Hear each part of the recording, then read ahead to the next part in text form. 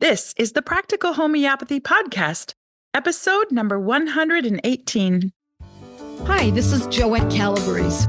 My Practical Homeopathy is transforming lives all over the globe by offering health freedom. They say a picture is worth 1,000 words, but I say a podcast is priceless. I want you to hear in their own words how regular people just like you have reshaped their lives using the practical protocols I teach in my Practical Homeopathy. So, with the help of my reporter, Kate, I bring you this podcast series featuring interviews with moms, dads, teens, healthcare practitioners, and Academy of Practical Homeopathy students from all walks of life. With education, you can follow in these students' footsteps. You can eliminate your fear of illness and injury by learning how to care for yourself and your family. Like them, you can be in control without acquiescing to authority to live healthier, more autonomous lives. Indeed, you too can heal yourself and your family through my brand of homeopathy, Practical Homeopathy.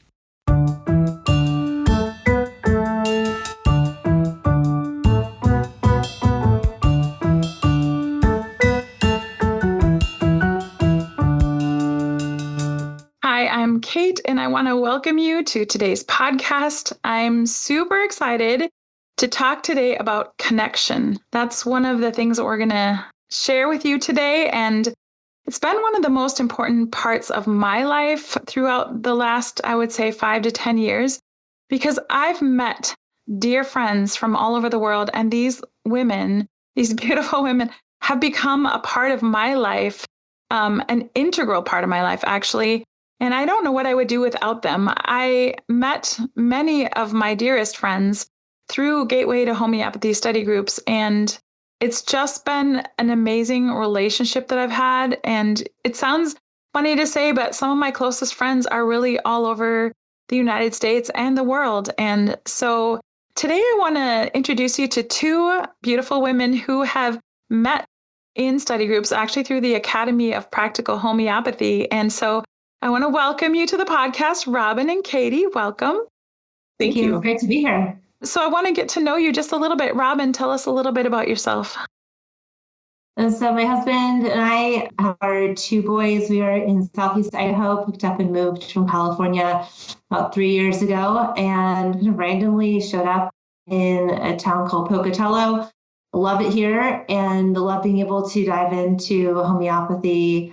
We are very much of people who like to take ownership of our health and of our lives. And so we take the time to really dig into that. But for a while, I just didn't know why we were even here. And here we are. And I've been able to meet Katie, and it's been a blessing to be here. Yeah. So now you know one of the reasons that you ended up there, maybe. So exactly. It was so random, but here we are. So, and with that too, Academy of Practical Homeopathy, we, both Katie and I joined last year. So it has been a fun ride. We'll dig into that a bit during this podcast. Okay. Katie, tell us a little bit about you. I grew up in a very remote town in Idaho. We didn't have a doctor. We didn't have a hospital anywhere nearby. The nearest large town that we could even go Christmas shopping was 3 hours away. Wow. And so we learned to be our own doctor, to tend our own things, our own injuries, our own illnesses. And I'm so glad that we learned not to rely heavily on the medical system. Sometimes, I've had relatives that have had to be taken by life flight because of emergencies. Really glad that we have it when it's needed. But for the rest of the time, we just learned how to be self-sufficient for our health. And I'm so grateful for that. So I didn't know what to study in school. I tried massage, and then I got a degree in sports medicine and tried to learn more about supplements, herbs, essential oils. And finally, I was introduced to homeopathy, and I have found the ultimate medicine, and it's wonderful. And I love it so much. Never looked back, right? That's right. Yeah. That's right. I hear a lot of people say that. That's what happened for me too. You go through all of these other natural healing paradigms, and when you get to homeopathy, which unfortunately is usually last, I don't know why that is, But it's like, this is home. This is what I've been looking for. I know Joette talks about that. This is the medicine we've all been looking for. And it's really so true. It's so much more efficacious, I have found, than any other healing paradigm. So, yeah. Well, one of the things that I wanted to ask you about today is, what really got you into homeopathy? Like, what medicine really worked that sold you on homeopathy? Katie, you want to share that with us? Sure. After I took my first gateway class with my sister, I bought a small kit, and it didn't have very many remedies, and certainly not in very big amounts. And so it was small enough to fit in my purse. We went to the beach, my family, and one of my daughters got stung on her leg by a jellyfish. After a quick panic, thinking, what can I do about this? Because she was screaming in pain. She was in so much pain and so upset.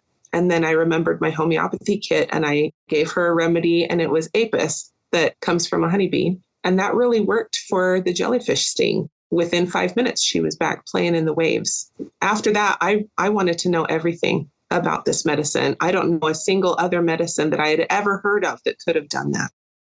Yeah, so quickly and so efficacious, right? That's right. So from then on, you were gung-ho into studying homeopathy. Yes, I was. All right, Robin, what about you? What really stood out in the beginning for you? So many stories. I would have to say one of the key stories was with one of our kitties who was coming down the hill, and my husband took a look at her and said her entire arm was swollen. We didn't know at first what had happened, if she'd been bit by a snake, what the injury was, but it was completely swollen. She had pretty massive limp. And even though my husband took gateway to homeopathy and he believed in the power of it, I think he had a moment of doubt of like, well, is this going to work? Because she was in such bad shape with labored breathing. And so we gave her a combination of 3 different medications, homeopathy and arsenicum, hypericum. There's a third one.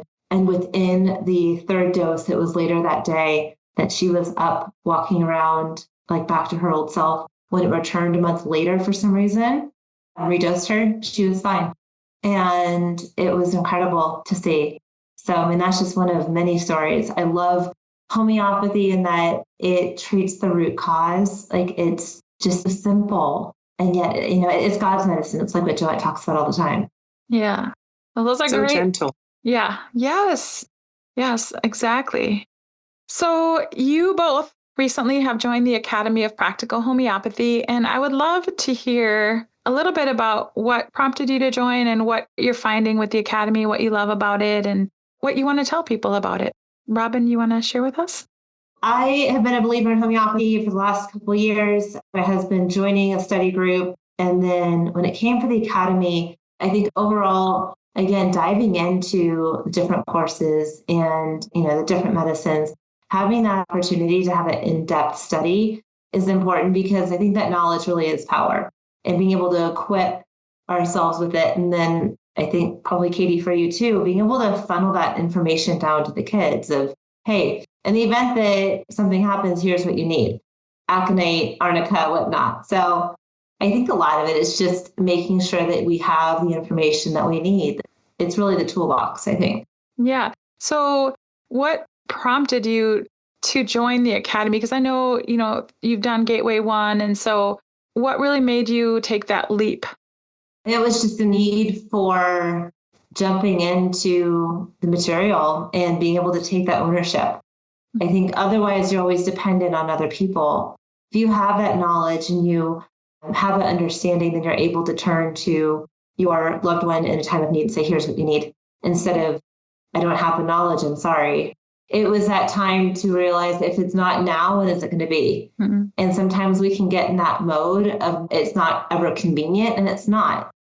But at some point you got to realize, just jump in. Like, for anybody out there listening who feels like it's not the right time and you're overwhelmed, there's no better time than right now. And you'll figure it out and you'll make the time for it because it's a priority. But this knowledge is too important to let it just sit there for another year until it's going to be a better time. We're going to always be busy. Yeah. We have a mama with 10 kids in the Academy. And I mean, I always think if she can do it, that's pretty incredible. Katie, what about you? Tell me what your thoughts are about the Academy and what you've been excited about. I actually got into the Academy because I had so many family members. I come from a very large family, and I had so many people all the time coming to me and wanting to know what to do for gout and what to do for heartburn and what to do for a broken leg and what to do for this and that. And I have a headache today. And I just felt like my knowledge that I had was insufficient and there was nowhere for me to turn. There aren't homeopaths everywhere. And certainly I don't know any in this area. And I just felt like maybe I just need to do it. Maybe, and so that I can be that point of contact, that reference for all of these people that are already coming to me anyways. And I have to do all this research. Why am I holding myself back by not rounding out my education? And so that's why I decided to get into it. I actually joined the Academy late. I was 4 weeks late getting in. So I felt like I was so behind and I didn't know if I was ever going to catch up.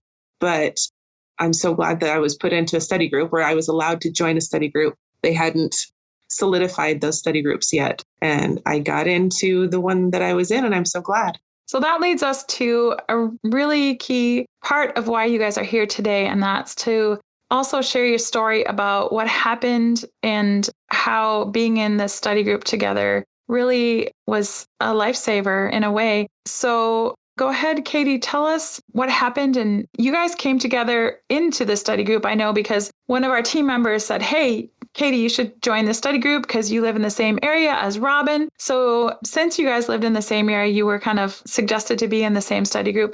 Tell us why that was important and what happened, Katie.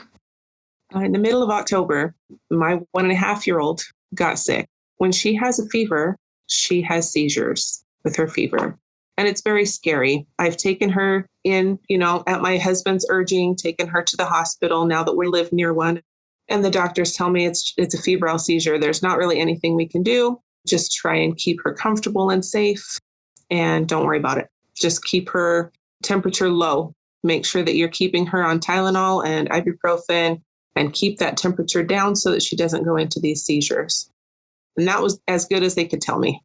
So when she got sick again, and it was just a fever, there was no runny nose, there was no cough, no nothing to suggest that it was a cold or a flu of some kind. It was just a fever and extreme fatigue. She was just very weak, tired, but she had a hard time sleeping. And so it was a worrisome time. She wasn't eating, but she at least was drinking, and she would have these seizures. So I was giving her just a basic flu remedy for the kind of symptoms that she was having with being so weak. And that was helping, but it was not, I don't think that it was shortening the disease. And so I looked up in one of my reference books about fevers of unknown origin. The doctors Banerjee in their book talk about that. And so I looked for my remedy that they suggested, and I didn't have it. I thought I had it.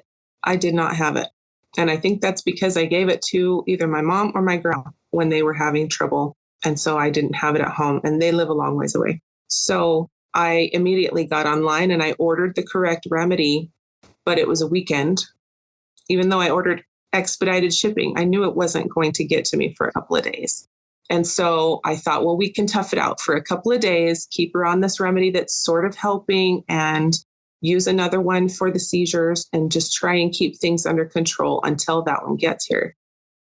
Well, I checked every day, and Tuesday came, it hadn't even been shipped. I was trying to track the order and stuff, and it had not even shipped yet.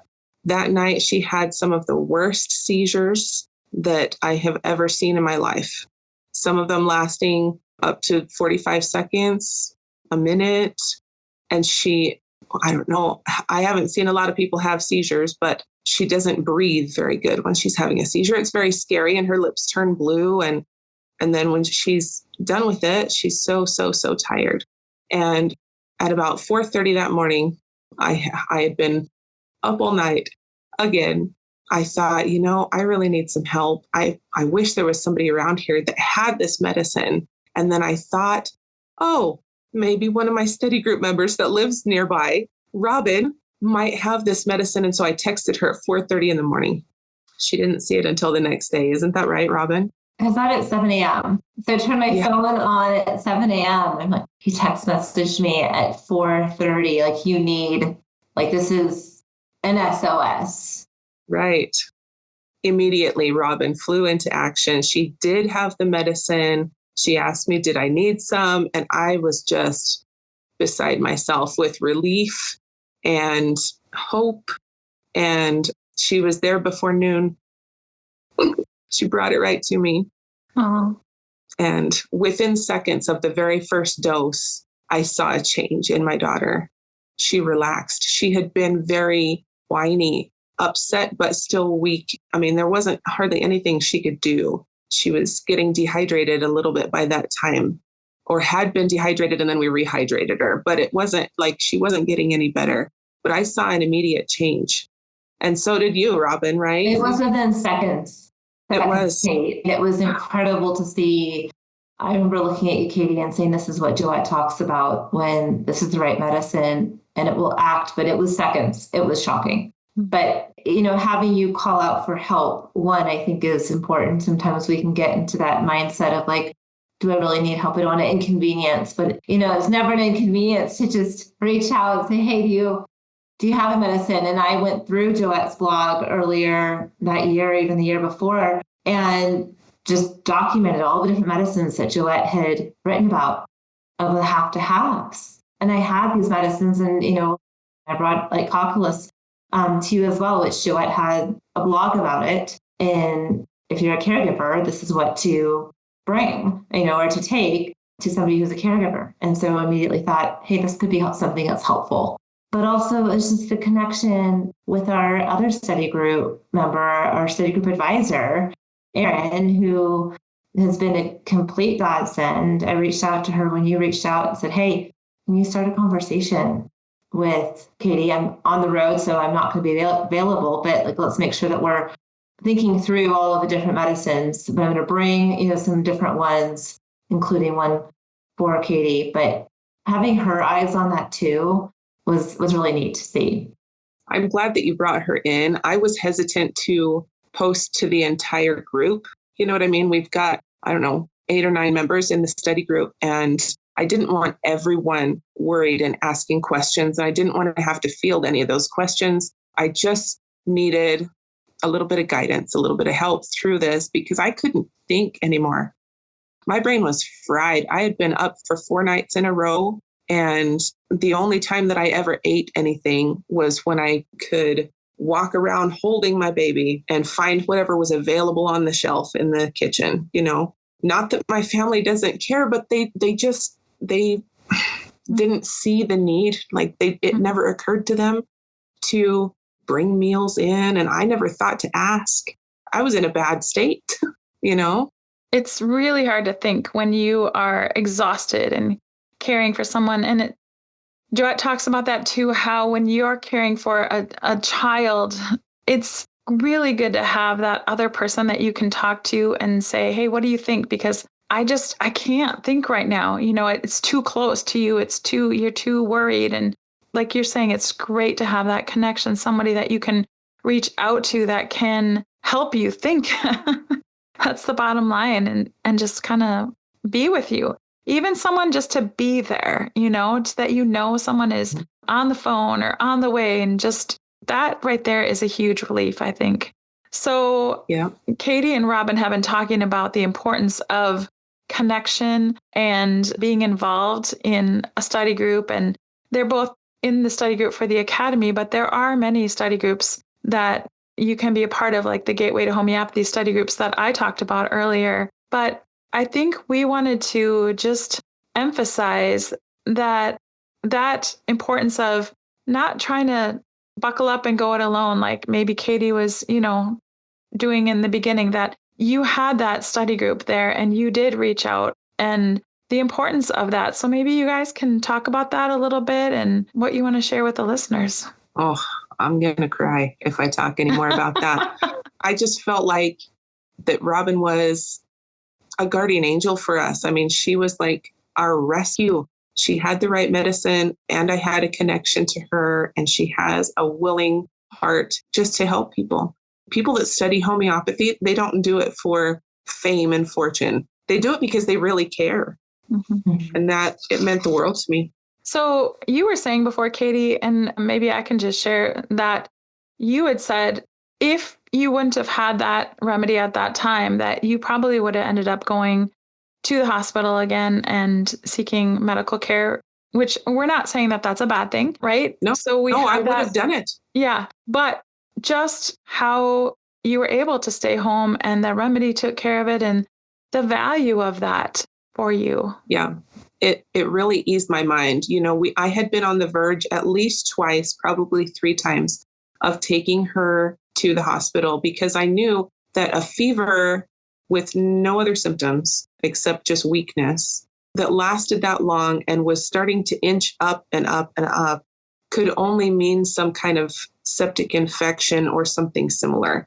And she would have to be on some heavy antibiotics and have a lot of testing done. I wanted to spare her that if I could, but I wasn't going to put her life in jeopardy so that I could stay home and say that I handled it myself.